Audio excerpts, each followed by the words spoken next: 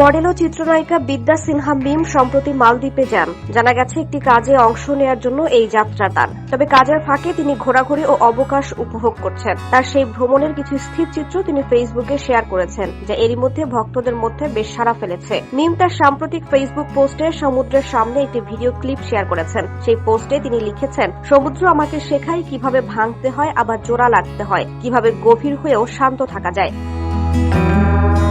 কিছু দুঃখ ঢেউ হয়ে আসে, কিছু স্মৃতি বালুতে মিলিয়ে যায়, আর আমি বুঝে নেই সবকিছুর শেষ নেই, শুধু রূপ বদলায়। মিমের এই লেখার মাধ্যমে বোঝা যাচ্ছে তিনি শুধু কাজের চাপ থেকে মুক্তি পাচ্ছেন না, বরং প্রকৃতির সান্নিধ্যে মানসিক প্রশান্তিও খুঁজে পাচ্ছেন। সমুদ্রের ঢেউ ও শান্ত পরিবেশে কাটানোর সময় ভক্তদের মনেও বিশেষ সাড়া ফেলেছে। ফেসবুকে মিমের ঘোরাঘুরির স্থির চিত্রগুলো শেয়ার ও প্রশংসিত হচ্ছে।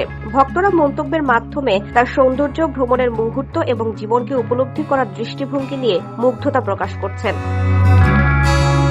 মিমের পোস্ট থেকে দেখা যাচ্ছে তিনি শুধু কাজের জন্যই নয়, বরং নিজেকে সময় দিচ্ছেন এবং প্রকৃতির সৌন্দর্য উপভোগ করছেন। এদিকে আগামী বছরের ঈদুল ফিতরের সিনেমার জন্য প্রস্তুত হচ্ছেন মিম। ঢাকার বাইরে মাসখানেক ধরে এই সিনেমা শুটিং করেছেন। মালিক নামের এই ছবিটির পরিচালক সাইফ চন্দন। এতে মিম অভিনয় করেছেন আরিফিন শুভর বিপরীতে। দুজনকে একসঙ্গে শেষবার দেখা গিয়েছিল গোলাম সোহরাব পরিচালিত শাপলুডু সিনেমায়।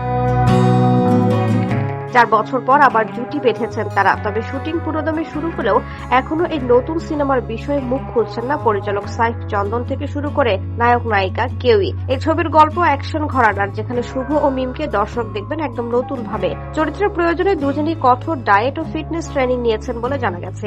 মিম অভিনীত আরেকটি সিনেমা মুক্তির অপেক্ষায়। ওয়াহিদ তারিক পরিচালিত ছবিটির নাম দিগন্তে ফুলের আগুন। শমী কায়সার প্রযোজিত এই সিনেমায় মিমকে দেখা যাবে শহীদুল্লাহ কায়সারের স্ত্রী পান্না কায়সারের চরিত্রে।